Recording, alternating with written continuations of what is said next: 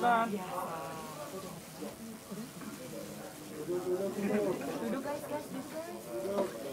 Duduk, fotografer. Foto. Abang gantian apa? Gantian ya, gantian. Foto. Gantian kamera HP. Abang masih banyak. Gantian dong. Foto mundur, foto kamera HP. Foto mundur. Foto Mas. Mas. Yo Mas. Duduk Mas.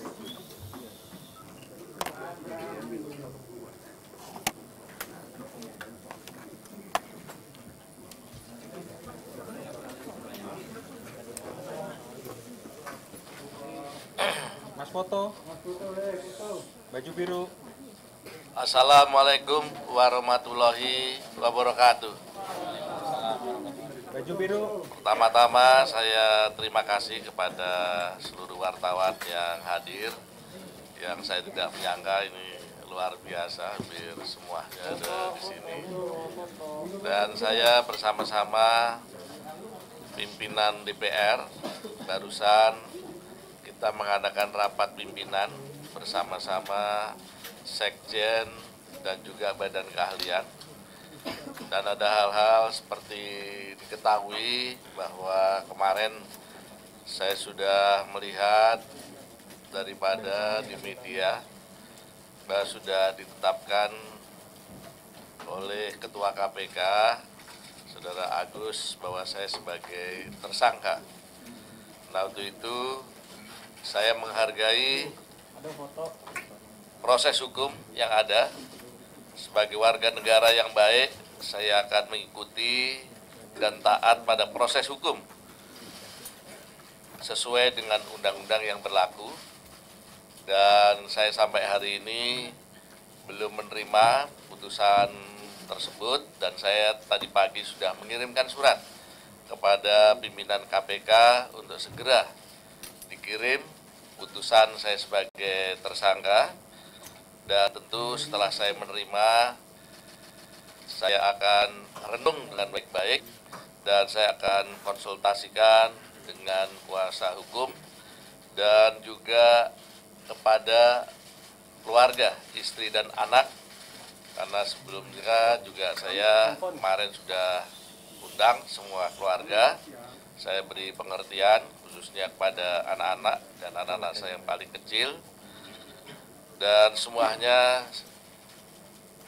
saya percaya bahwa Allah Subhanahu wa Ta'ala yang tahu apa yang saya lakukan, dan insya Allah apa yang dituduhkan itu semuanya tidak benar. Untuk itu nanti kita lihat dalam proses-proses hukum selanjutnya. Nah, untuk itu saya persilahkan kepada pimpinan wakil untuk bisa menyampaikan. Baik, terima kasih Pak Nov dan rekan-rekan pimpinan DPR serta rekan-rekan media, Sekjenan dan BKD.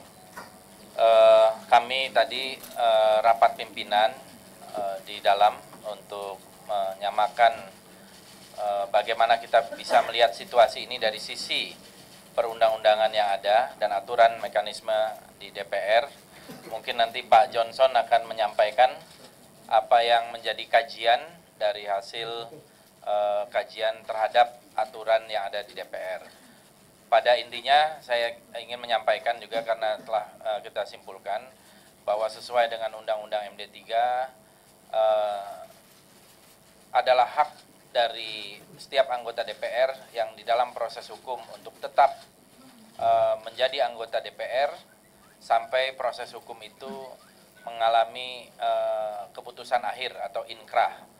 Dan dalam persoalan di pimpinan, sejauh tidak ada perubahan dari partai atau fraksi sebagai perpanjangan partai politik yang mengusung, maka tidak akan ada perubahan juga dalam konfigurasi kepemimpinan di DPR RI.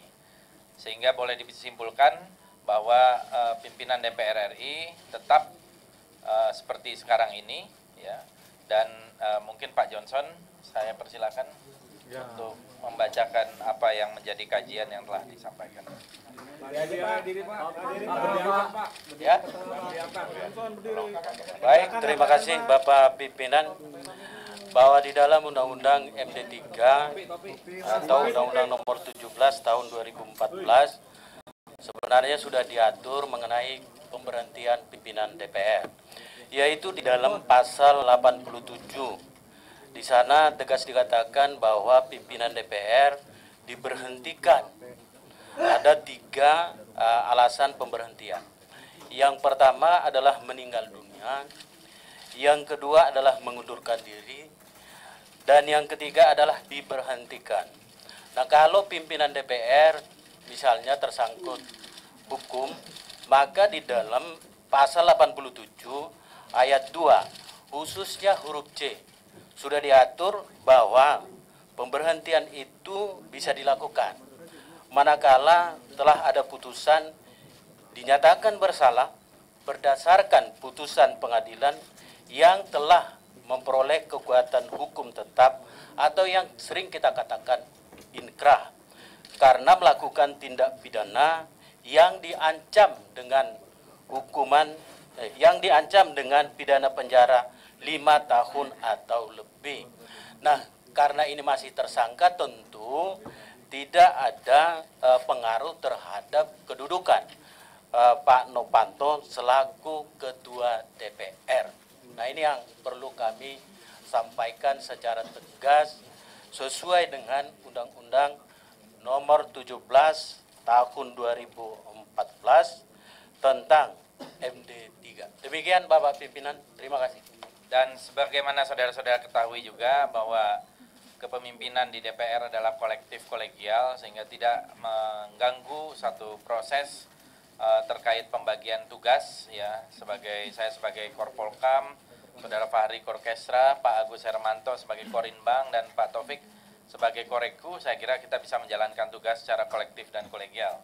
Mungkin ada Pak Fahri atau Pak Agus, Pak Taufik cukup mau mengatakan tadi Pak Johnson Raja Guguk, biar nanti ditulis namanya, adalah Kepala Badan Keahlian DPR RI ya.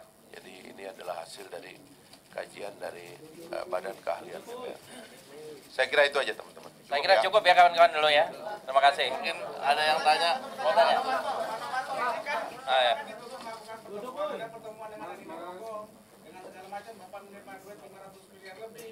Foto.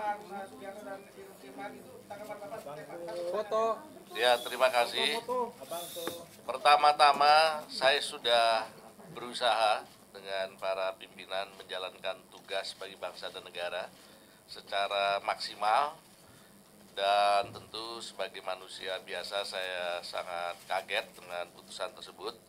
Tapi khusus pada tuduhan yang saya lihat bahwa saya telah menerima, yaitu 574 miliar, itu kita sudah lihat di dalam sidang tipikor tanggal 3 April 2017, di dalam fakta persidangan Saudara Nasar dalam keterlibatan saya dalam IKTP disebutkan tidak ada, dan sudah membantah tidak terbukti menerima 574. Begitu pula tanggal 29 Mei, Saudara Andi Narogong juga telah menyampaikan hal bahwa saya tidak menerima hal tersebut. Untuk itu kepada para wartawan, saya juga baca berkali-kali itu di Kompas selalu disebutkan bahwa saya menerima dana 574 bersama Saudara Andi Narogong. Nah, mohon bahwa saya tidak pernah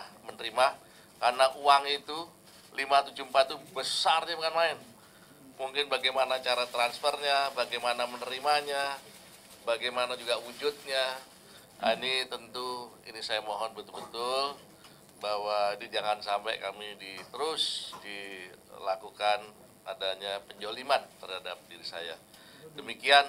Pak Senop, iya Pak, dalam Pak Senop. Saya kan belum menerima.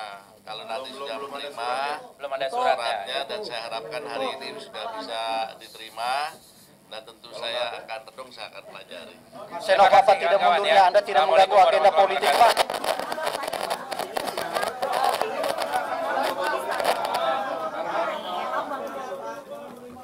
Pak, apakah akan mengambil pra peradilan?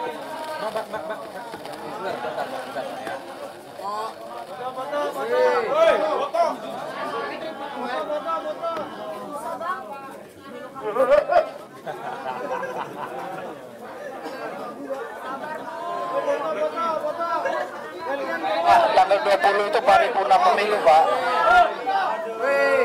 Pak.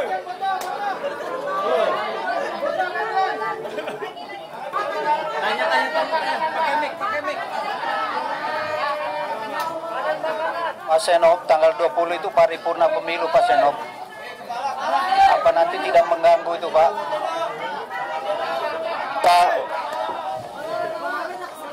Pak Senop, apakah akan melakukan